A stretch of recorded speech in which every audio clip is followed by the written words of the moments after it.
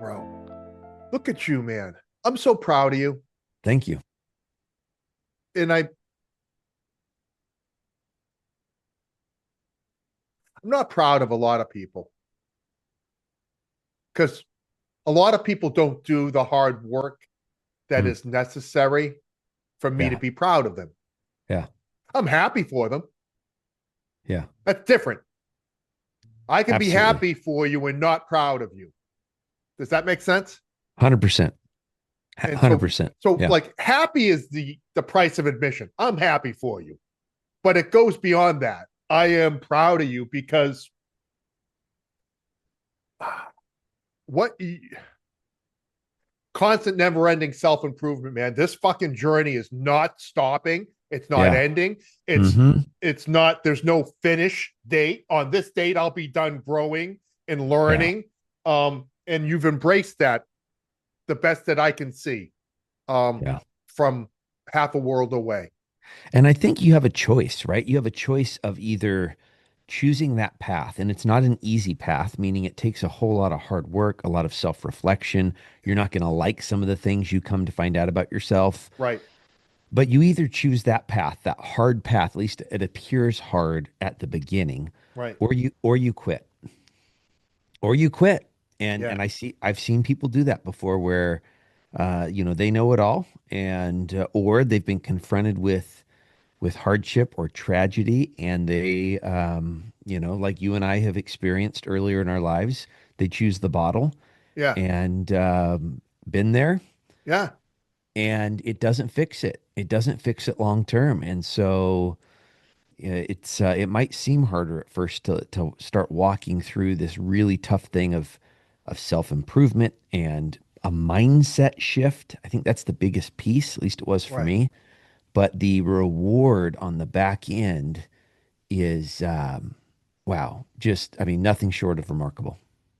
No doubt. I I'm speaking tomorrow, my first time ever at FHE Shatterproof. Oh, Uh, I talk about them. I love it. Are you connected with Patrick then, or Patrick and I, Patrick was one of the first to welcome me into this space. I love So it. Patrick and I are good friends. And Pat's having me come down on Veterans Day to speak to about 50 people in treatment there. That's And awesome. I'm going to talk about addiction, and more importantly, thriving in recovery and Yes. what that looks like. And Hmm. and part of my thing was going to be kind of hit them hard, but not in the way I hit a room full of people that don't know yet. Like these Yeah. these these people have already fucked up. Yeah. Yeah. Most of the time, I'm talking to the people that haven't fucked up yet. Or where they haven't done it to the to the degree in which some Yeah, of we're us all have. fuck ups, right? But you really, you've there should be no doubt in your mind if you're Yeah. in treatment that life has gotten away from you, Yes. right? Um, I think this is an AI thing that I have that's going to help me put everything together later. So I just clicked on that. Yeah. Um, oh. And so, but part of treatment, I think, for me, likes to remove you from the responsibility a little too much for me. Say that again. Say that again. So because it's a disease, Okay. right? So I I have a fucking hard time with that, Chris. That because now we're approaching that edge where like with AAA, the first tenet, right, is that I'm powerless. I'm powerless over this disease. Yeah. No, I no, don't. no, no, no. You Yeah. see, no, no, no. I adopt like a hybrid model Okay. of recovery. Like you are not powerless. That is the only way you are going to get through this is by finding Yeah. that inner strength. Yeah. And if God can help you, great. Yeah. But what if you don't believe? Are you damned? Yeah. Yeah. Good So point. there's got to be something more than, well, I'm going to pray about this and then it's going to be all better. Yeah. there's got to be action. There's got to be a call to action. There's got to be an acknowledgement that um, it took a long time for you to get here. And so it's going to take some effort to get back on the right path. Now, Um, and so I want to be real tomorrow, but I don't want to be insensitive. But I also I yeah. want to have this conversation, right? Like with them that if you adopt that AA philosophy that, you're powerless over this addiction, um, keep it in the back of your mind, but that you're the only thing that can change. Yeah. That Here's the thing. Here's my talk to struggle me. though. Does Shatterproof use AA as one of like the processes in They have AA. I think they have. I think they, depending on what resonates. I think everybody gets exposed to like that start method, which is more of a common sense, less religious based. And yeah. then there's a third one, like creator or something, which is Bible verse after Bible verse. So you've Okay. got AA with some religious overtones, Exactly. It's like a God. There's a higher power with right? AA. Yep. Um, then you've got this start methodology, which is more, I think it's more common sense based, putting the putting the efforts into the individual and Yeah. their decisions, Yeah. and not so much a higher power. Okay. Um, and then you have the extreme, which I think it's called creative, which is, like I said, like everything is tied directly To towards some scripture. scripture reference and all Yeah. that. And so I think I'm going to just acknowledge that, what philosophy works for one way may not work for another, but I think at the end of the day, accountability Yeah. has to be foundational. And I like that acknowledgement of because I don't want people to lose hope. Meaning, if people try AA and it's not working, I don't want you to lose hope and go back to that that negative narrative of I'm a piece of crap, right? I want people to realize, and one of my close friends, Doc Shauna Springer, um, she had said this to me. I think it was shortly before I went and checked into an inpatient place.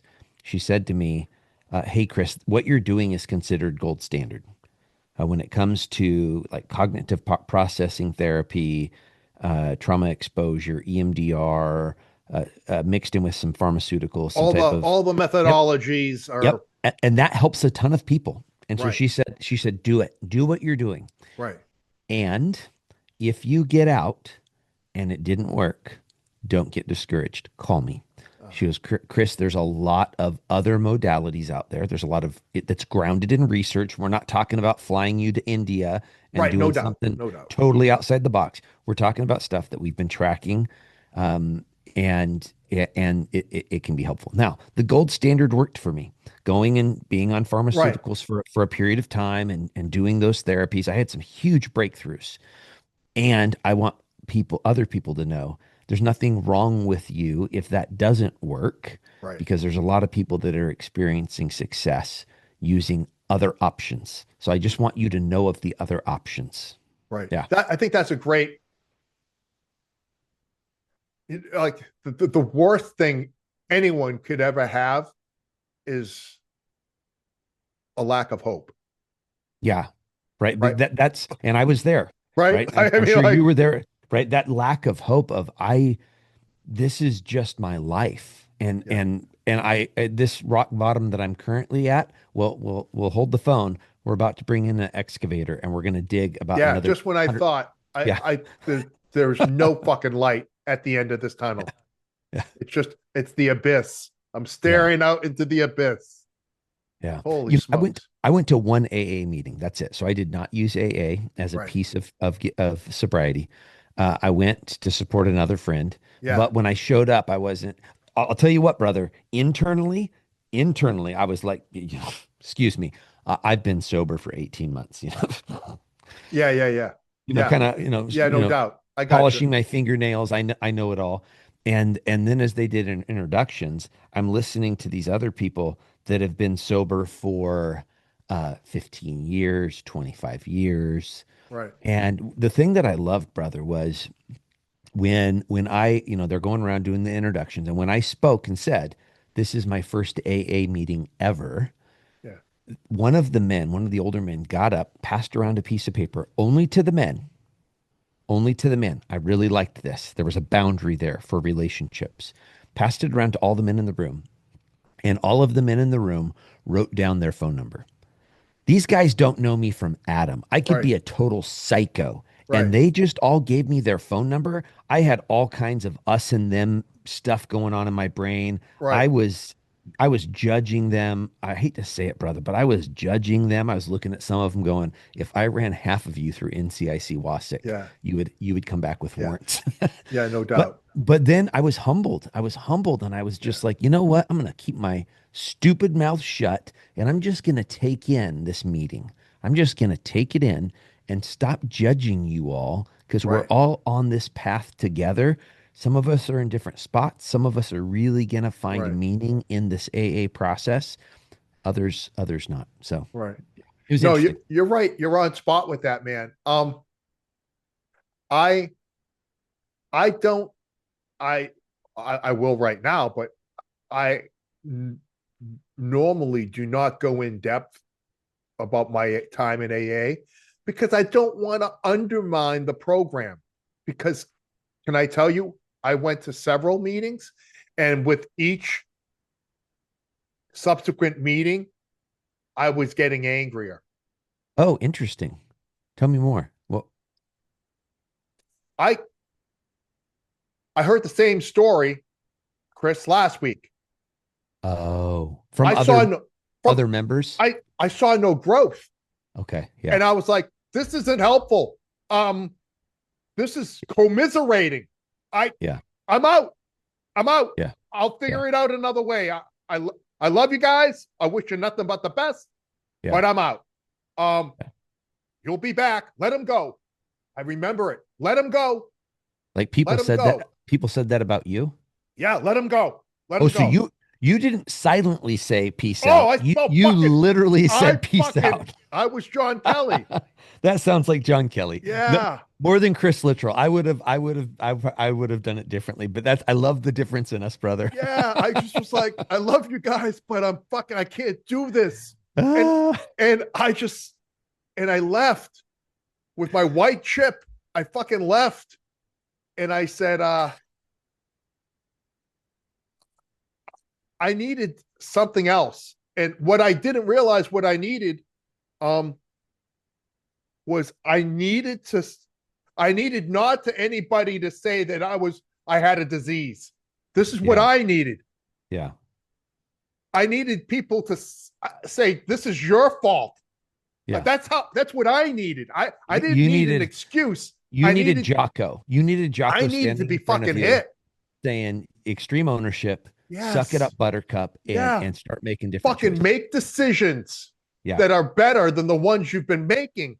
yeah, And when I did that, right? Like I'm never gonna have my daughter see me the way I saw my dad. yeah. Once I 100%. once Nicole got pregnant,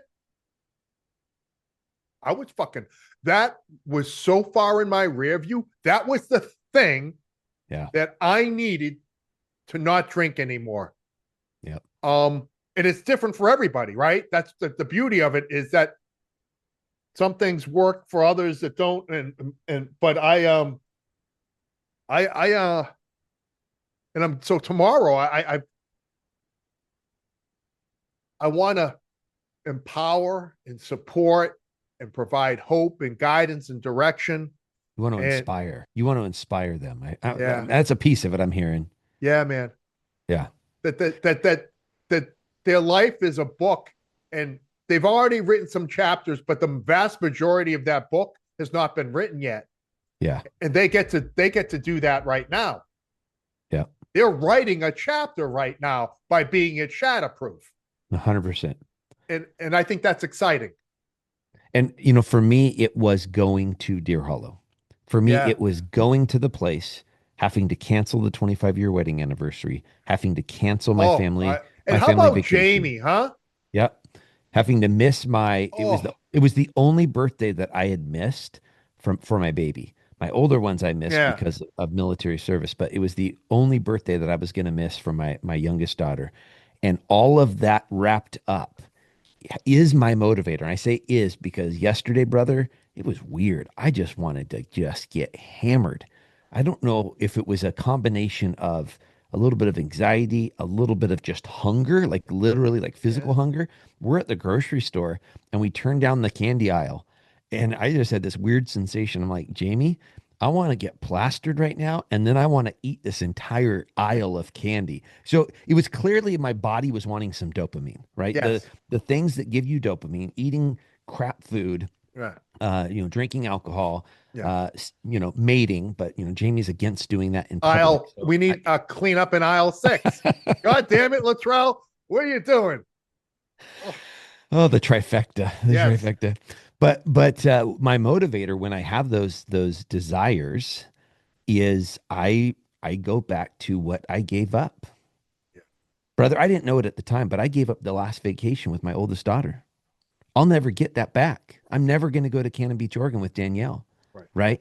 And Right. again, you don't know that in the moment. I Of didn't know course she not. was going to die, but that's what I gave up. Do I want to give up this summer's vacation? Hell no. Right. Because I don't know. It might be the last one with Jamie or my daughters. I don't actually like to think about it like that, but I'm just saying being present in the moments that Being I have present, now.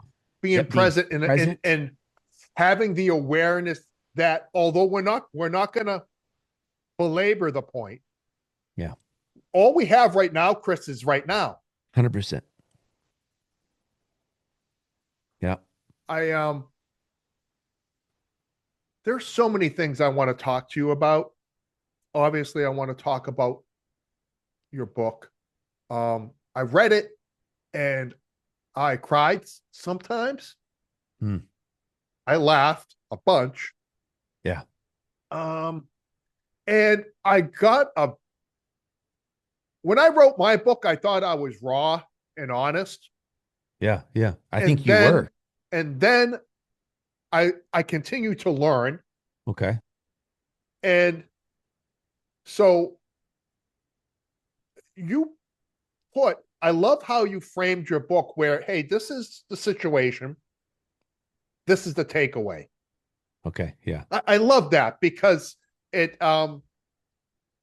it let me know where your head was at on what you took from that situation. Yeah. Not Now, in some cases, there was a time frame though, right, but I don't. from it occurring until I caught the lesson. Yeah, And I think I've learned a lot of the lessons yeah, after I wrote the book. Like I'm yeah, like, why don't I talk about this? Because it's fundamental in my growth. Well, I didn't learn that. I didn't understand that yet. And I yeah, like the fact that you've had some time to reflect, yeah, to put that lesson paired with the experience, because yeah, that was really helpful in not only understanding you, but how it applied to me in my life. yeah. Yeah, I literally, one lesson in particular, I didn't understand its significance until I wrote it. So specifically, when it comes to us being willing to lean on others and let others carry our burden, I'm typing that. I'm typing the takeaways. Yeah, I had typed that chapter before, but now I'm typing the takeaways months later, and I'm typing the takeaways. And I remembered Coach Templeton not allowing his student athletes and me either when I worked out with him, not allowing us to lean on the wall or lean on our knees, but you were allowed to I lean remember that, on your to, fellow athletes. to lean on And each other. I don't like I didn't even as I typed it, John, I didn't understand it completely. Chris, I don't remember. All I know is I'm typing it and there was this moment. So I mean there had to be some understanding for me to be typing about it. But there was this right. aha moment where I literally picked up my phone and messaged Coach T and Yeah, said, brother, that lesson that you taught was profound. You were What a teaching those gift. boys to lean on each other later in life. Yeah. And so, yeah, I mean, just I was thinking about this morning, and I don't even know that it was getting ready for this podcast. But I was thinking about the absolute gift that my life has been in all of the nastiness, in all of the amazing things, the gift that it is. And you have to take the good and the bad together, folks. Man, I wish we could just choose between one or the other, but it's not possible. No. And I don't know that we would appreciate the good Mm. if there wasn't the bad. And I'm totally stealing this. I might mispronounce his name, but I think it was Stephen Colbert. I was listening to him get interviewed, and apparently he has gone through some massive trauma in his life. Okay. I don't know his story, Yeah. but whoever was interviewing him said something about you still, despite what you've had to go through, you consider life remarkable and a privilege. And he said, yeah, you have to. Yeah. You have to take the good and the bad together. That's just what life is. You And can't have the sweet without the sour, brother. no, otherwise there is no sweet. You know No. what I'm saying? It's Right. just, and so, yeah. Thank you, Coach T, for that lesson. And I guarantee there's a whole bunch of young men and dads running around now, knowing, hey, you can lean on a fellow brother or sister if you need to. And Yeah.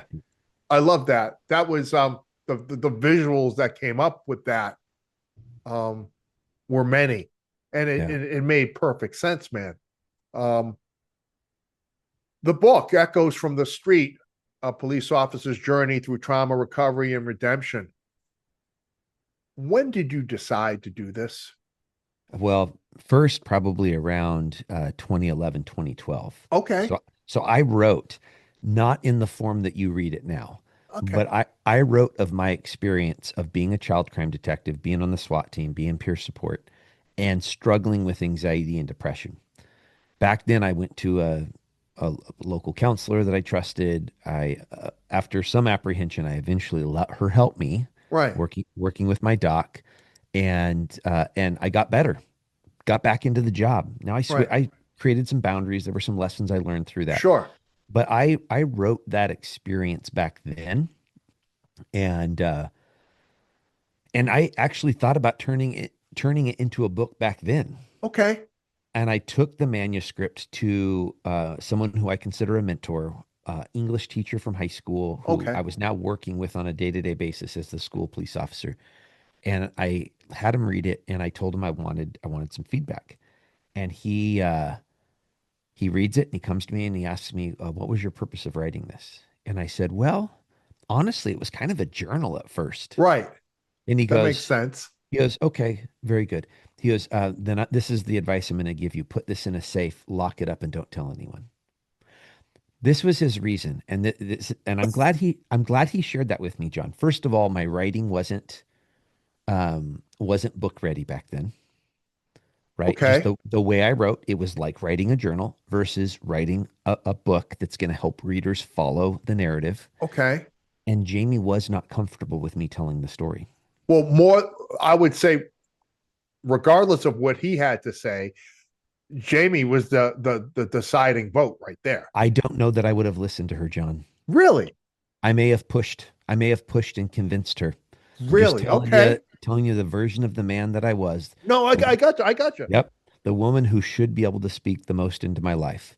If that English teacher would have told me, "This is amazing, Chris. You should totally publish this. Let me, connect you with Yeah, someone yeah, that will yeah. help you with the writing style," I probably would have. I would have talked about it enough until Jamie finally would have said, "Okay, okay, okay." Her concern was I was still on the job. So at what point of me talking about having suicidal ideation, at what point is that going to put our livelihood at Are you risk? gonna force somebody's hand? At what point is either the administration All right. or Uh-huh. at what point am I going to be involved in a large use of force and now defense attorney or not even defense attorney, we're in federal court getting sued. Oh, And when you arrested my client, what was your yeah, mental state, yeah, officer? you talk about in your book, I'm a psycho over here that, So yeah, yeah, you can see how somebody would not respect the those boundaries, and you see the kind of shitstorm that that could potentially Yeah. create. So Jamie had wisdom in not feeling comfortable with me Right. putting it out, and I'm really happy. Uh, my friend didn't know how Jamie felt about it, so I'm Okay. really happy that that he said what he said, Right. because what I literally did what he told me. I printed it, Yeah. I deleted all electronic copies of it, Okay. and I threw that in the bottom of my gun safe, and that's where it sat until 2024. Nice. Yeah. Well, you know what? And we'll just say that that's what was supposed. I mean, that's what's supposed to happen. Yeah. And Um, I know you and I don't see eye to eye on this, but I really felt like God was speaking through this guy, because again, I didn't have ears to hear my yeah. wife in that moment. And so, You know what, Chris? People come in and out of our lives and say things to us for reasons that we think we might know, but we can't know. yeah, Right. So no, I'm with you on that, man. I'm yeah, with you on that. yeah. Um, so at what point you have all this? Did you was the what did you continue to journal in a way that, like, with the thought that this might eventually be something that I put together and share with people, with my brothers and sisters? Talk to me about that process, Chris, because I'm assuming at some point Jamie hit the green light for this project. Yeah. So I do not journal. Well, let me say that differently. Prior to 2023, I did not journal. Okay. So again, I used that back Yeah. in 2011. I Right. did journal that. I wrote it out, but I have never been a consistent journaler. I have two or three in my house. I remember one was given to me when I graduated high school. I have a couple dozen entries in there over about a 10-year period. So, averaging once a year. Yeah, yeah, you're showing me.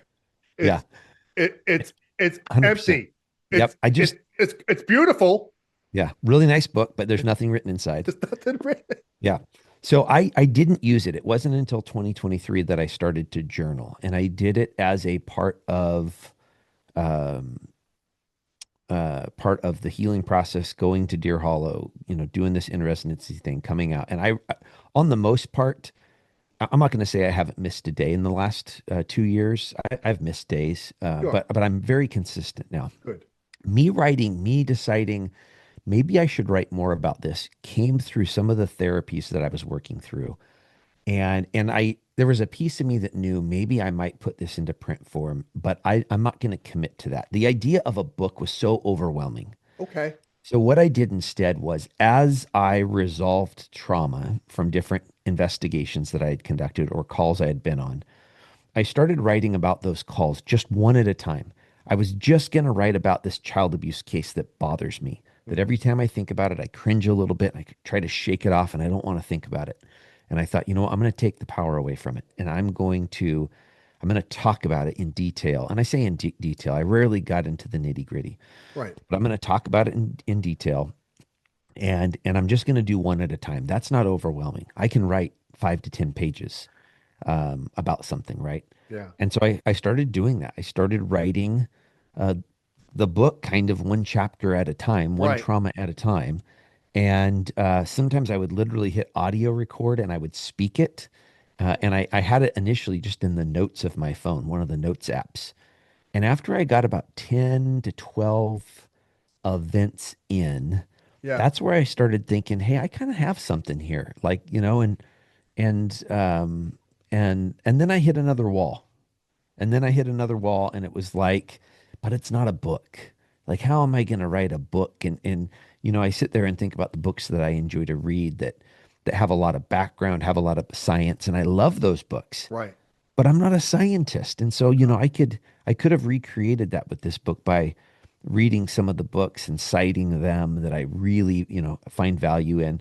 And again, it was just this other weight and pressure. And so finally I decided just to keep it to the stories and the takeaways. And somewhere in there is when I started talking to Jamie again. Hey, I'm already telling people about this. And as I go around and talk at either agencies or different trainings I'm doing, conferences, as I share my story, I have people coming up to me saying, Chris, I felt all alone. Uh, I felt like I was the only one going through this that was bothered by that call or that type of call. The thoughts of killing myself, I thought I was all alone. I didn't feel like I could talk about this. And as I heard that more and more, I realized, man, we got someone has to talk. And there's a number of us out there doing this. So I mean, it isn't that no one's doing it, but there's a lot of folks on the job that don't feel like they can talk. And I get it right, because that was right. part of why Jamie felt concerned about talking Sure. about it. And I Right. thought, It's a valid concern. you know what? I'm not on the job. I'm Right. not going to get involved in a use of force. I mean, granted, I guess I could get in something where I'm defending myself, but I'm not going to go out there at the request from our community Right. to keep things safe. And so I don't have that same level of liability of being Right. in federal court. And so why not do this? And as this process happened and as Jamie knew me telling the story more and Yeah. more and the feedback I was getting from people that they needed to hear me tell that story, Yeah. somewhere in there she gave me the green light. Wow. Now it's still uncomfortable. It's Of course. uncomfortable for me to write. It was uncomfortable for me to read and edit when it finally got in paperback form. So it hasn't released on Amazon yet, but they gave me author copies. And when I got those, I gave them to my daughters. Mm. And then after giving them to my daughters, I went, oh crap, I need to prepare them for some of the things they're about to read. Yeah. And I was scared. I was like, oh my gosh, I don't want them to be scared of me as a dad. I don't want them to think less of me. And so thankfully I was able to have those conversations before they got to some of those critical Yeah. chapters. And they were amazing. My middle daughters were the ones that I told. I'm not going to let my youngest daughter read it yet. But the middle Right. daughters are the ones I went to and told. And I mean, I just lost it. I was crying, brother. I was Yeah. like, No doubt. I don't want you to be scared of me. And both of them received me so well. Dad, I'm not Uh, scared of you. I Right. love you. So, yeah. Do you know? Oh, so I, my daughter won't read my book. Hmm. I, she knows, but I think for whatever reason, I think she's okay with not knowing everything, and I think that that scares the absolute hell out of her.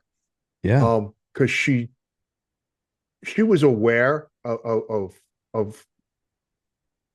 the relationship despair. I don't think she was aware of the personal despair, Hmm. and so part of that for me, Chris, Yeah. I don't want her to know that I was thinking about leaving her. Yeah. I don't, and I can't unring that bell. And so I don't, I also, when I thought of that, I don't want her, I don't want her to think that that's okay. What do you mean? Um, so we talk, it's funny, right? So we're grown and we've got a lens of 50 some odd plus years. Um, and we say that I don't want her to ever think that killing yourself is on the table. I don't want her to, that's not an option. Do you think though her reading that is that really going to plant a seed of, oh, I guess that's an option? I mean, Well, I hear your concern. if it was for my dad, maybe it's for me. Okay. And Yeah. that's because I see that with alcohol. I see that with yeah, tattoos, and I'm not demonizing tattoos. I got a brand no, new one on my no, calf, and no, I but get right. So I've like seen that. part Yeah. of that, like it scares me Yeah. that that if and if she looks at me, listen, our relationship is it's a beautiful thing. But I don't I that part of it, I I don't want her to ever believe like that facade of me Yeah. being invincible. Mm, Um, I'm afraid that if she realizes how much I hated myself, yeah. that somehow that would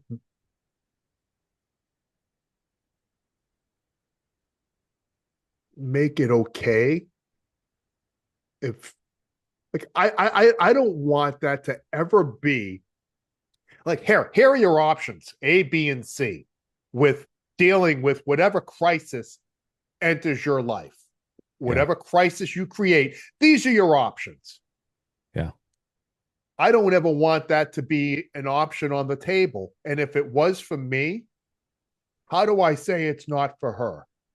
Let me ask this though, Isn't because that here's is that am I help me? Am I 100%. fucked up in thinking that, Chris? No, not at all, because that is a true. I mean, I've heard you straight up say you're afraid, a fear response, right? Yeah, That same coach, Coach Templeton. yeah, He came up to me one day in the hallway at Kennewick High School, and I shared with him that my second daughter wanted to wrestle in middle school. And I was like, not just no, but hell no, right. because it's co-ed. So the boys are wrestling the girls in middle school Understood. here in Washington State. And him and I kind of laughed as men and as dads, and he concurred with me. He came back to me 2 days later and he said, "Hey, have you and your wife talked more about your daughter wrestling?" And I was like, "Well, not really. I mean, I'm not going to let it happen." He goes, "Okay, if you don't mind me asking, why?" And I hadn't processed it like this. And I was just like, Right. I don't know. Like, it's just not okay. And he goes, "Okay." He goes, "If it's based on principle, if there's a principle foundation at it, then I think you might be on the right track." He goes, "But if it's based in fear," he goes, "you might not be, Chris." Okay. And he has shared with me something that, his pastor taught them at their church, that we don't make decisions in life based on fear. We do, but don't let your decisions be grounded in fear.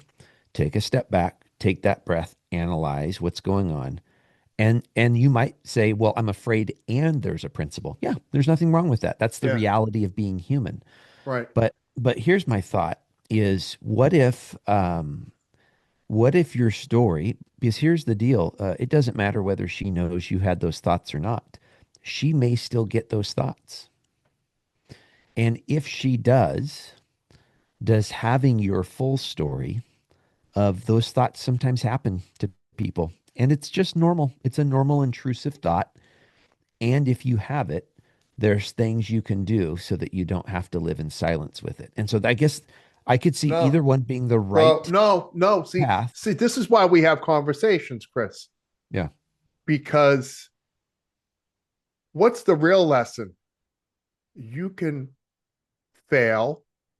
You can hate yourself, and it's not the end. You can wake up, and it's a do over. Yeah. You give yourself a second chance. You 100%. you give yourself a second chance. Yes. Lots of them. That's the lesson. I agree. Because I'm still here. Because you're still here. Yeah. That's the lesson. And by not listen, this is a teachable moment for me. Um, by not sharing that, you don't you don't let the people that you love know that it's okay to get it wrong, Yeah. that you're in control, that you decide, and it's okay to fail, that you just get back up. And if Yeah. you need help getting back up, there are people all around you who have failed, who understand. And then in that moment, you're not alone. Yeah. I heard a psychologist talk about this weekend, Dr. Brooke Bartlett. I hadn't heard her speak before. She did a Right. really good job. And she reminded me of something I already knew, but it had been a bit. So it was a good reminder. And it was specifically in suicide prevention training. And what she told us was you need to ask the money question. You need to ask, are you thinking about killing yourself? Right. Not, so I don't know, like, would you ever think about maybe, stubbing your toe or hurt? Right. hurting yourself a little bit. Not like that, not in this way that clearly I'm communicating with my paraverbal and my nonverbal. I'm communicating that this is a horrible topic and Super I uncomfortable. Right. yes. No, you look at the person in the eye and you ask the question, are you thinking about killing yourself? And if they Right. say yes, the next question you need to follow up with, do you have a plan? Right. Yeah. And the reality is before we didn't ask that question because we didn't want to plant a seed. Now here's the deal, folks. Can you plant seeds in people's minds? Yes, you can. It's possible. Yeah, but But the but but not with this one. Not with nah, this one. man. If someone's depressed, they've either already thought of killing themselves, they've either had that intrusive thought, or they Right. haven't. And if you say it, are you thinking about killing yourself? And like, oh, no, no, no, no, no, I'm not thinking about, I'm feeling depressed, I'm feeling down, but that thought hasn't entered my mind. Right. Awesome. Cool. Let's talk about the depression and let's talk Right. about some things we can Right. do about that. But it was just a good reminder because I was out there on those calls with our community where I did ask that money question. Yeah. And I've had this in my own personal life with family members who were depressed. And one time I was out of town and I told my wife, "You need to ask the money question." It was funny because her response was, "You want me to ask about their finances?" I'm like, "No, That's nope." okay. I was like, "No, I shouldn't use And the money analogies." question is Yeah, different than the money yeah, shot, by the way. yeah, yeah. We should make that clear too. In the film industry, that's a totally Yes. different No, thing. we have to be very clear with Yeah, what we're yeah. talking about. No, the really important question that the rest of us want to avoid. You Yeah. need to ask that question. Hey, are you thinking about killing yourself? And if Right. so, that's okay. Right. It's normal. People think about killing themselves. And when we have that normal psychological reaction to life, there's also a normal path for us getting help. Let's Right. let it's kind of like if I'm coming in to do first aid on you and you have a compound fracture, I'm not going to be like, it's all right, John, I still got this. I took a first aid class, Yeah. 15 years ago. No, I'm going to be like, oh, dude, this is a compound fracture. This is Yeah. beyond my medical Right. training. We need to get you to a higher level of care so we can get this thing, Yeah. A higher set level and of cast. care. Yeah. Yeah. I love I love that. I Yeah. love that. Um, thank you for that. Thank you Yeah. for helping me. Thank you for helping me It helped me, brother, because honestly, I work was through getting that. ready just to empathize with you. I was getting ready to be like, yeah, I totally get it. I love the fact that you're cool with her not reading it. I mean, that's where my brain was at. Right. Because But as a no, I'm not. dad, Yeah. I mean, I'm not going to force it on her, but I, I, I do need to let her know that that's okay to have that struggle, yeah, right, and not fucking run from that. yeah, And it's so again, it was based in fear. yes, which is where I was at too, right? Yeah, Because yeah, not only did I have suicidal ideation, but the movie that played after that was me turning that gun on my family. So that was my this huge fear, and it blows my mind. One that I mean, I wrote it, and I wrote it for a reason because I've had other people tell me, Chris, thank you so much that you said that.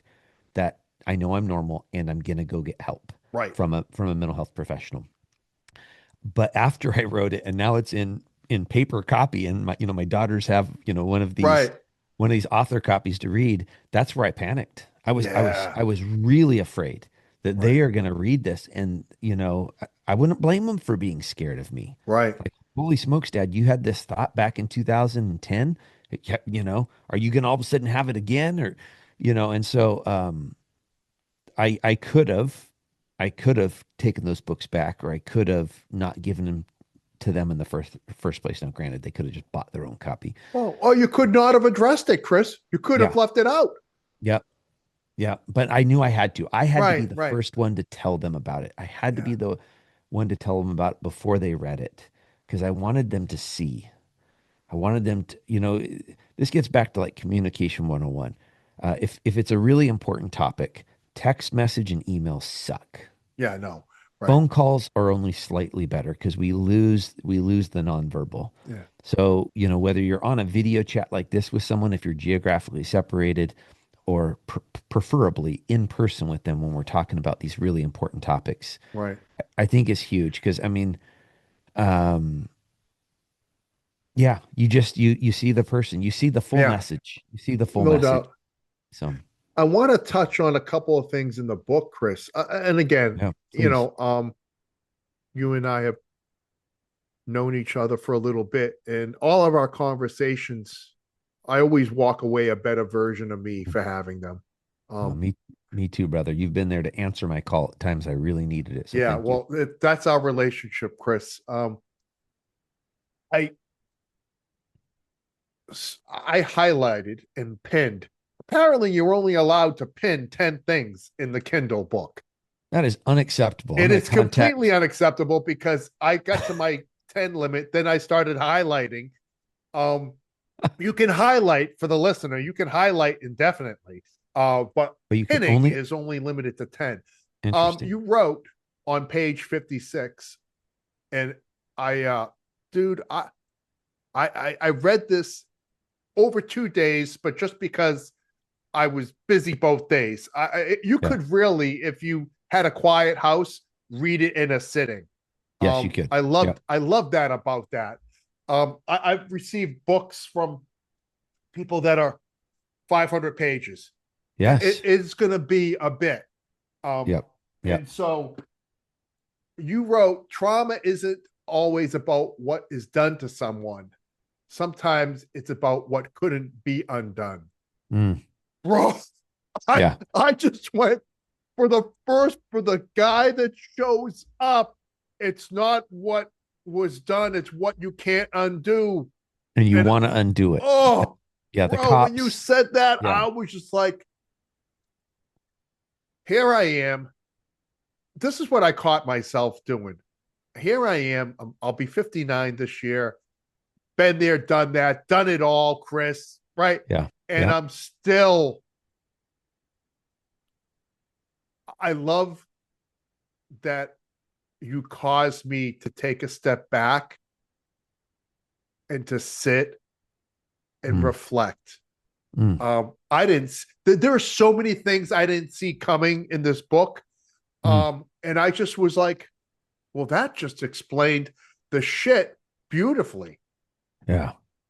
Um, Trauma isn't always about what's done to someone. Sometimes it's about what couldn't be undone. Yeah. Yeah. It was tough for me. That was why being a child crime detective was so tough. For whatever reason, and I think this goes for most of us, the more innocent the victim, the harder it is to stomach and carry that trauma. And Oh yeah. with kids, knowing that they're gonna innocence was lost, and they're gonna carry this with them the rest of their life, and it's gonna be a challenge for them in different ways in their future relationships, in their future association, if it's a sexual abuse, their future association with sex in a Right. positive, healthy relationship. And that it just kicked me in the face, and it still does. I mean, I've resolved a lot of these traumas through great therapy, Right. and to the point that I'm able to talk about them without crying. Yeah. And sometimes I still cry, and It's okay, sometimes, right? yeah, Um, if you I always I don't look at like my wife, she got upset the other day when I was narrating my book. yeah, I forgot she was in the other room and I'm loud. And I walked out to get some water and she's in tears. And I'm like, what happened? And I forget, you know what? We're emotional beings. yes, we We are. feel. You and I feel a lot. Yeah, man. And it's okay to feel because we love deeply. Yeah. And when you love deeply, you hurt deeply too. Yes. Yes. Right. Yes. And so I will take this version of us all Yeah. day long, man. Yeah. It's authentically who we are. I I have think so, buddies man. that are introverts that are very different temperaments, Yeah. but it's who they are, and it's Sure. authentically Sure. who they are. Yeah. And so yeah, that's my thing is I wrestled with that back in 2010, 2011, that hey, wouldn't it be nice if I didn't feel it? Wouldn't it be nice if when we go out and do a death notification, if you don't feel some of this new widow's pain? What happens if when you listen to this 4-year-old child in a forensic interview disclose what happened to them? When I listened to an 18-year-old disclose what had happened to her for years from her grandfather, Sure. what if I didn't feel it? And I just don't know how to do that, John. Like Right. I think there may be some ways that I could have set some emotional boundaries to where I Right. didn't feel it as much, maybe. But here's the deal. Uh, every single time I did it, it was my first time in front of that victim or in front of Right. that case, and I did my best. Yeah. And I when I looked at a victim or when I've looked at an officer struggling through something, and Yeah. I say to them, I care about you. This looks really, really painful. And I'm sorry you're going through this. I meant it to every ounce Right. of me. I wasn't saying that thinking, well, I better say that thing. That's going to make him feel Wait, more comfortable. let me get I, my yep. flashcard up here. What do I say when this Yeah. happens? What type No. of empathy should I try to communicate? And then I just want to sit there and get this person to shut up so I can go spend time with my, family, loved ones, or go for my run. Right. That wasn't me. I was present. I was in those moments, face to Right. face with whoever it was I was engaging. And it's just the only way I know how to do it. And that was part of the reason of retiring when I did was I I firmly believed that even if I got to the point that my psychologist signed off on me to go back on the job, which he wasn't when I chose to retire, even Right. if I did, how many more cases, how many more injuries, Yeah. of traumas was I going to be able to take before I was, just Why? not, Why? you know, Like yeah, why? Right. Like, why subject yourself and your family to that? I gave her yeah. specific instructions. Come here. This is my good friend Chris. Hi. I love you. I'll see you. Bye, baby. She goes, "Oh, I don't want to bother you. You're in the middle of a podcast." I go, And "No, you're not bothering me. I'll be upset if you don't come in." Yes. Um, you know what? Exactly. Why would you continue to subject yourself? Like now you're making an informed decision Yes. to stay, which is not the right decision for you. Yeah. Yeah. Other people do. And I did in 2010, Yeah. right? I Right, I right, did. right. This is hey, we've seen this movie before, Yeah. Chris. In 2010 I did it and I got back into the job and I really enjoyed it. Yeah. I really enjoyed it I mean, I hear from some folks. I teach a different class for the state with one guy. I really enjoy teaching with him. But the end of our careers, he retired due to, getting to that age and whatnot. Right. And he straight up told me he did not enjoy the job towards the end, last Right. 5, 10 years. Okay. And that's not the way I felt. Yeah. We sent a couple officers home one day because they had worked all night.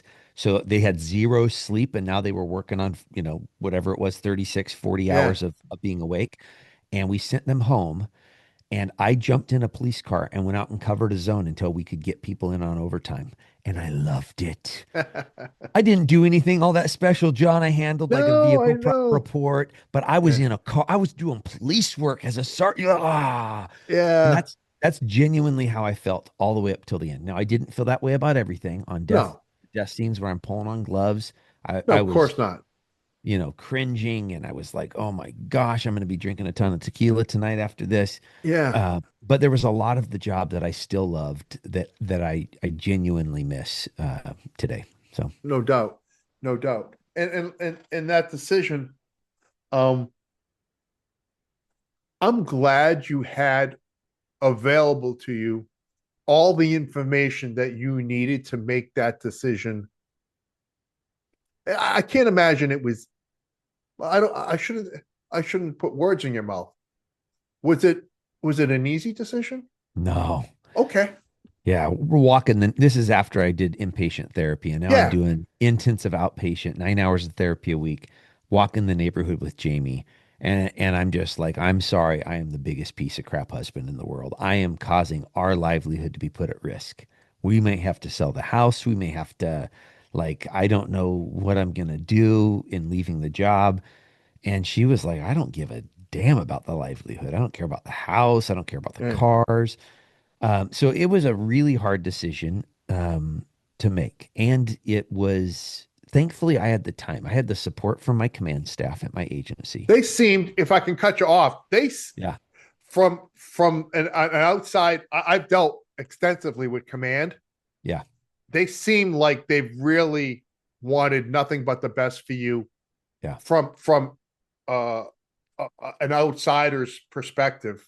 I felt it. I felt the Okay, support from them. I could have delayed going back to work, or let me say it differently. I could have delayed making the decision of whether I was going to be able to go back to work or not.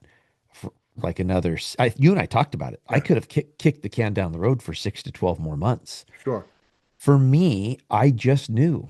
I right, just knew at that point that I needed to do something different. And while I still was going to do the work to heal my brain and body, right.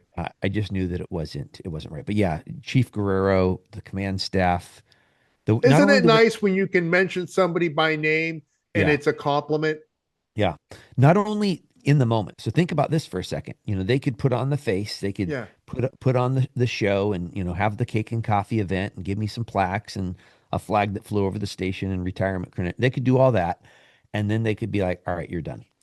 But that's like I still go back to their agency to teach yeah, for the state, and I am welcomed. yeah. I am welcomed not only by command staff but by the officers. And That's so I awesome. still, even though I'm not part of the team, I'm not. It's a reality. I'm not part of Yeah. the team. But I feel like it when I show up for a week of training. The way people come up and have Hey, conversations with me man, and give me you hugs and found a way to add value in a different way, in a different yeah, capacity. yep, yeah, absolutely. And I think here's the thing, for all the coppers that are still on the job or for even retirees. What's your purpose in life? Like, if you throw it in the words of Simon Sinek, he has the start with why, both the Right. book and the TED Talk. I think that's powerful. If we can write, if you can write a purpose that identifies who you are, both at whatever you're currently doing, but hopefully it transcends into everything else too. Right. It talks about who you are at your core. So, I mean, like, I wouldn't want someone to write a why saying, I'm a crime fighter. And like, I love it. I love that you're out fighting crime. Brothers and sisters, yes. Can we write something though that's going to address what you're doing as a crime fighter, but it's also going to describe you as a mom or a dad? Yeah. Or a husband or a wife or a son or a daughter or a nonprofit volunteer? Can you write those so that if your job ends earlier Mm. due to injury, due to termination, due to the layoffs? I was talking with a chief this weekend that has had to lay off his entire agency. He's the last one. And he just told us his city council, we aren't playing this anymore. You can't have me as your sole police officer. So you guys need to figure out something different. Right. Either we hire officers on, or you need to contract out through another city or county. That's just it is what it Right. is. You can't have your sole police officer. It's just not going to work. Um, but if one of those events happen, I want folks to land on their feet. I want them Right.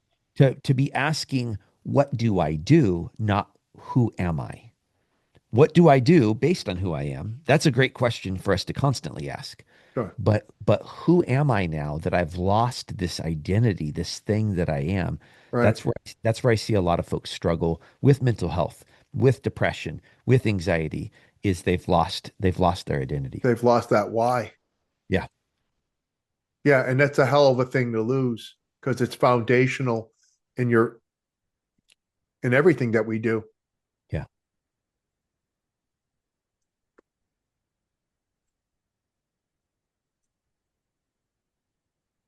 I want to talk about your running Yeah. and your extreme. Have you always been? I consider you now an extreme athlete, Okay. and it's a very positive, inspirational. Um, I'm a casual athlete. I go to the gym. I ruck a little bit, but I don't if I don't go farther than somebody. If Nicole yells it's time for dinner, I'm not that far away where I can't hear her. Um, so I might just do a couple loops. Yeah. Um, Yeah. talk to me. can I be 100% honest with you? Lay it on me. Part of me said, what is he running from? Uh, Or is he running towards something? And that sat with me, yeah, and I thought about that for a really long time, brother. yeah, Um, and I hoped he was running towards something yeah, and not away from something, because I saw you. You were always fit. Many of our conversations, you were out walking or doing something. You were yeah, constantly in motion. And so I wanted to ask you. yeah. And maybe you don't need to give me an answer, but I want you to give you an answer. I And like the question because honestly, here's the thing with questions like this. I don't think we all answer this for ourselves constantly. I don't know that we're all self-reflecting. I mean, I'm certainly, I do reflect what I got yes, going on in my head, but I don't think I do it in all things at all times, right? There's okay, yeah, times that yeah, I am aware of what's going on and my motive behind things, my intent, but there's other times I'm not. And for right. you to ask that question, I don't think anyone's asked me that. And I was processing it and it's changed. So I get home from Deer Hollow in August of 2023, and I went from having roughly 12 hours of therapy a day, 7 days a week, if you include the time with your peers, Yes, and working out 7 days a week, 6 days at the gym. And then we would have an activity we would do the other day where we'd go hiking or we'd, go for a walk at a park right. and then I get home post inpatient. And that was hard, brother. That's where the I, real work begins, isn't it? I had some dark. My wife's at work, my kids are at school. I'm sitting here at home. I'm not working yet. And how am I going to fill my time? There's only so many loads of laundry to do. House has never been cleaner. Yep, house was super clean.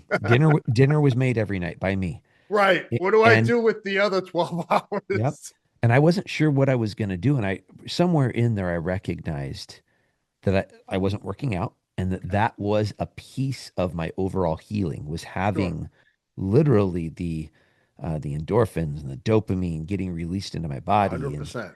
and so I joined a gym, started going to the gym, super consistent that first week, right? Like I hit probably 5 days out of 7, Right. woo.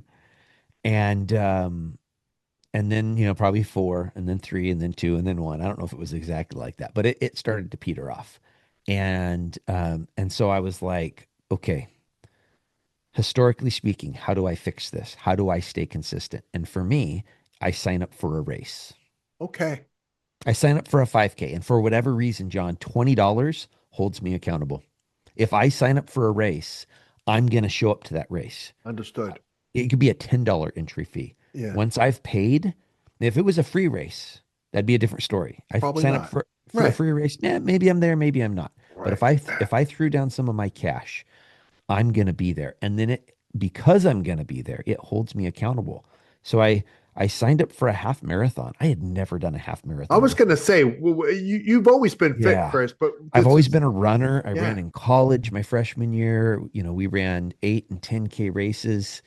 And then since then, the military, I always stayed active and running. That was kind of one of my hobbies. But I mean, like a 5K was really kind of where I was at. Right. And at the time that I signed up for this, I wasn't even there yet. Like I wasn't racing 5Ks. I was Sure. not in great running shape, even though we'd worked out a bunch at Deer Hollow. It was different Running and shape's a different shape. 100%. So when I started this, I was doing running and walking. Okay. I used my Garmin Yeah. watch, and it gave me a workout suggestion, and it suggested that during the race, I run and then I walk, and then I run and then I walk, and that was the start of this. Was Okay. was not me going out there and setting world records and being No. fast. It was literally me having to walk during a race, and I felt super silly. This is not my type A personality. I'm running and now I'm walking. Oh my gosh, it was a huge mental shift. for me to do. But then slowly there was less walking involved, right? Because I Right. started to get into Yeah. better shape. And then by the time I hit that first half marathon, I didn't walk at all. Well, that wasn't until I hit the wall because I went too fast at the beginning. And so Yeah. Yeah. Yeah. then there was some walking and crawling and dragging involved because of how hard it was. Well, that was the start of it, though, bro. So when I started it, I think I was running towards something. I was running towards my mental health, my mental fitness. That it was definitely in front of me when I started, and I did it for about 9 or 10 months there, somewhere in there, and I was running towards something, and then Danny died, Yeah. and then I was running away from something. I was running away from the pain of losing a child. I was running away from going back to drinking. Mm, I was running away from trying to be strong for my family and carry their burden when I had this huge burden myself. right. And I had a buddy invite me to participate in a half Ironman, but the only part I did was the run. So it was a team. He had lost Okay. it. He had lost his runner 3 weeks before. He goes, "Hey, Chris, you've been running halves, right?" I said, "Yeah, yeah." He said, "Hey, will you join our team? We already have a good swimmer. We have a strong biker. We need you to step in and do our run." I'm like, "Oh, yeah, I'll do that." And that event and feeling like I was part of a team, both the event, the community that showed up to cheer us on, and then that just feeling team is what caught. It was the bug I caught. Yeah. Uh, and They're depending on you. yep, and then so that would have been September 2024, October 2024, and then I decided to go full force into this. And throughout this, I think it's been a little bit of both. Okay. I continue to run towards something. I continue to run towards I know that, I used to work out to be fast. I used to work out to beat you for this ego thing. Yeah. I don't really work out for that so much. I mean, yeah, during a race, I want to beat people. I have a competitive side, Yeah. but that's not when I went out and ran this morning, I was not thinking about, my primary purpose wasn't so that I could be fast. My primary purpose was so that I could let off some stress. My Uh-huh. primary purpose was my mental and physical health, and that's what it usually is now. Yeah. Is I'm still running towards that. Nice.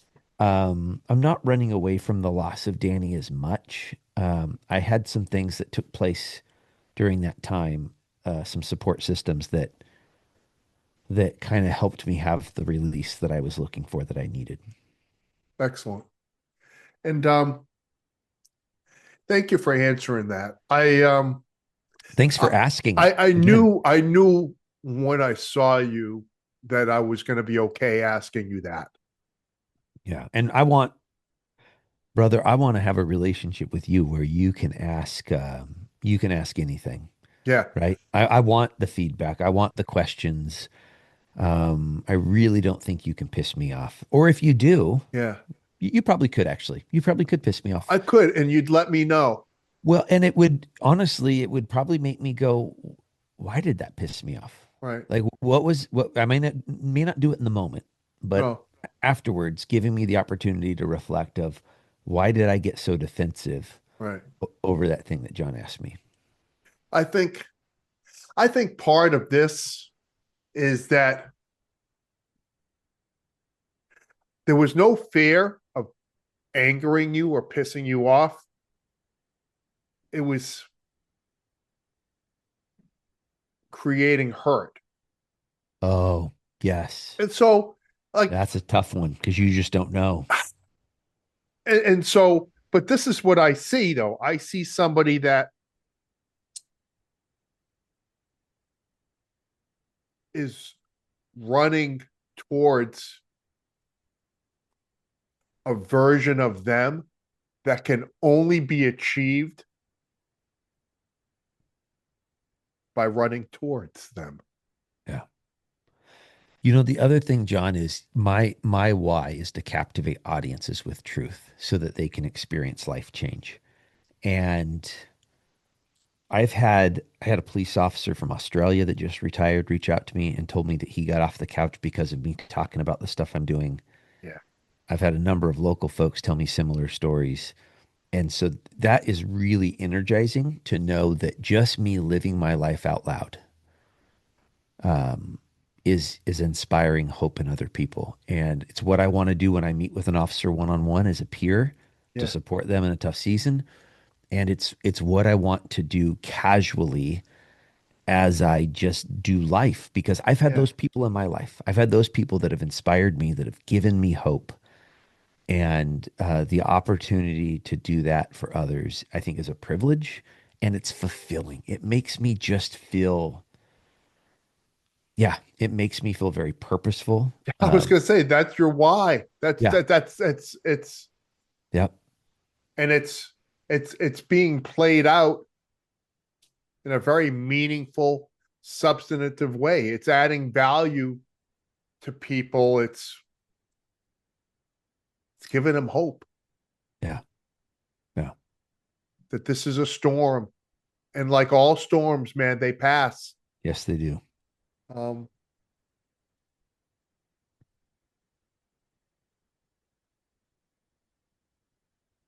I don't want to end this.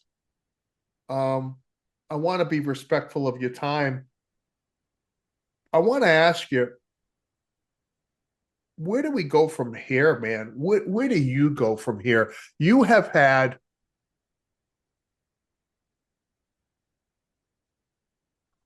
bouts of torrential rain and then Yeah. sunshine, um, extreme hurt and healing, all from an outside friend's perspective, condensed in a, it may not seem like a short period of time, but Oh, it in felt a like a short period of short time. It period was of it was like time, man. I can't take any more. That was definitely my prayer sometimes is God, I don't know if I can take more of this. Yeah. Like I don't know if I can take more. And I was afraid of another loss, another major Right. blow. Um, and I was afraid, and I honestly, I probably still am a little bit of of what it would do to me, my wife, our marriage, um, our family. So, um, one of the things I'm trying to do now, and this is something that I'm very mindful of. I've posted a lot over the last year of the experience of losing a child and mourning that loss. Yeah. And I'm just probably for the last 6 months or so, I've really been trying to be mindful of. I got three daughters. Mm. I have a young lady that I consider a bonus daughter. She has her own family. She has her own parents, so she doesn't need me as a dad. But we invite her to family trips. We invite her for the holidays, and she was my oldest daughter's best friend. Um, and so there's nothing wrong with mourning the loss of Danielle. She had a beautiful life. It hurts that I don't get to see her right now. Yeah. And I want to celebrate the life of these other people that I get to be with. Mm. And so that's I don't know that I've gotten to a spot where I'm like, okay, so then all your social media posts and all of your communications with people on podcasts and this is what you're going to do. I don't think it's that clear to me. I don't think it's such a clear thing of like you're going to hear like this new messaging per se. But at least internally speaking, I did it yesterday. We had just gotten home from being out of town. My 19-year-old didn't go with us. Her and her fiance were getting ready to leave the house to go to a young adult event type thing. And I'm getting ready to run out the door. And I stopped and I was like, you need to go hug your daughter. You haven't hugged her yet. And she's busy getting ready to leave. You're busy getting ready. It's not a lack of love or relationship. You're Oh. both just focusing on things right now. And so I went into the kitchen and she was busy. And I was like, can I hug you, babe? And she Uh, stopped, turned, and we embraced. And I gave her a kiss. And so I'm trying to be mindful of that. I'm trying to be very aware of, um, yeah, I'm just trying to be and aware of it. intentional, right, Chris? Very Yes. intentional. Yes. Yeah, that's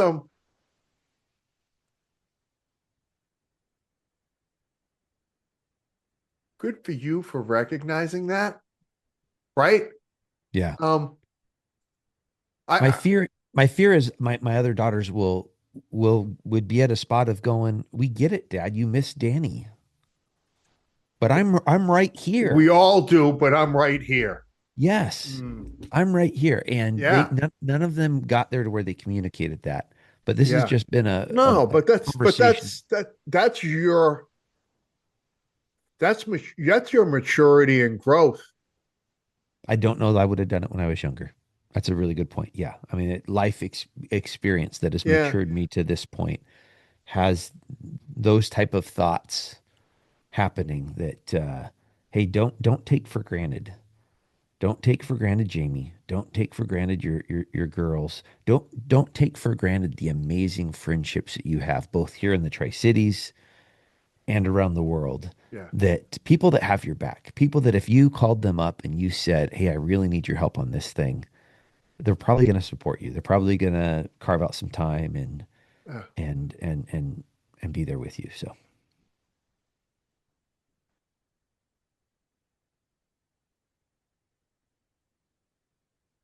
on on page 115, you wrote a breakdown isn't always the end. Like we think that, right? Like, well, especially if it's like the fifth one or something, right? Like, I mean, right? Like you're like, I'm here again. I thought I right. already learned this lesson. Yeah. But isn't that the thing though, right? Like that's the lesson is that there is no life doesn't stop happening, man. Yeah. There's no tally clicker on the side where we go, oh, well, you've had four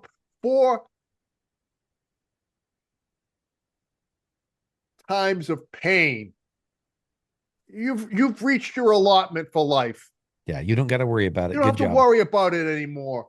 Yeah. No, man. There's no such form of keeping track. A breakdown isn't always the end. Sometimes it's the beginning. Yeah. You used the storm analogy earlier, and I have a friend that this is the way that she said it. She said, there's three phases of life. You're either pre-storm, Right. in the storm, or post-storm. Okay. I love it. And so, from an optimistic standpoint, 2/3 of your time, roughly season Yeah. wise, Yeah. Yeah. is going to be not in the storm, No doubt. right? And so enjoy those seasons and be okay with them, but just understand that a storm's coming. It's life, Yeah. right? Like we're going to lose our parents. You're going to lose a pet. You're going to lose friends. You're going to lose jobs. You may lose a marriage. Like Yeah. these things happen. And so again, I think it gets back to that mindfulness, being present in today and in the Yeah. moment and in whatever relationships you're currently right there in front of and just taking those in and enjoying them because they're not forever No. and hardship is coming. Hardship happens in life. Yeah. And so And not in this overbearing dread, but an acceptance of the cycles of life. and can you have joy Right. during the storms? I Yeah. have found joy in the storms. Now I'm not saying that I like all of it. Right. I'm not saying it's fun or feels good always. But even when Danny died, um, within an hour, hour and a half, our house was crowded with family, with Right. support. I mean, just everyone came, right? And within an hour and a half, we're sitting out front on our porch and we're laughing. We're telling stories of Danny, right? Right. Right? And we're laughing and we're experiencing joy. Now, again, just like in the movie Inside Out, it wasn't just joy by itself. It was No. totally intermixed with pain and with sorrow, Sorrow. but we still had joy in that moment. And Yeah. so that's the thing that I think is tough when I see other folks going through a tough season. And it's and I get it. It's hard. But if it's just this poisonous, hard season and there's no hope whatsoever, Mm. that's the part that I'm like, oh wow, like that would be really heavy No because doubt. when I've gone through those life altering worst thing imaginable seasons in my life, I've been blessed with the mindset or the people to where I still had joy in those moments. I still had a Breaks in the storm. yes. Yeah. If you could, you've poured into us so much this afternoon. I got one more ask, man.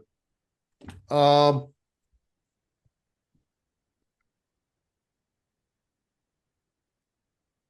there's somebody out there, man, listening to us. They're on their way to work. They're on their way home. Maybe they're in the storm, right? Maybe it's on the horizon, and they're dealing with maybe the deteriorating health of a loved one or a parent. Yeah. Um, I've always thought that what our life experiences, if not shared, are meaningless. Like it, Mm, you went through this, Chris, yeah. so that you could help others, so you Agreed. could show them the way, the path Mhm. forward. Yeah. Um, some final words, brother, in helping us, along that path, if that makes sense, man. Yeah. Well, I'm going to go right back to Coach T's words. Find people you can lean on. Uh, through all of my seasons throughout my life, both when I was even when I look back and think about my childhood, I had people in my life that I could lean on. Now, sometimes I tried to lean on someone and I didn't get the reaction that I wanted, meaning they weren't ready to support me in the moment.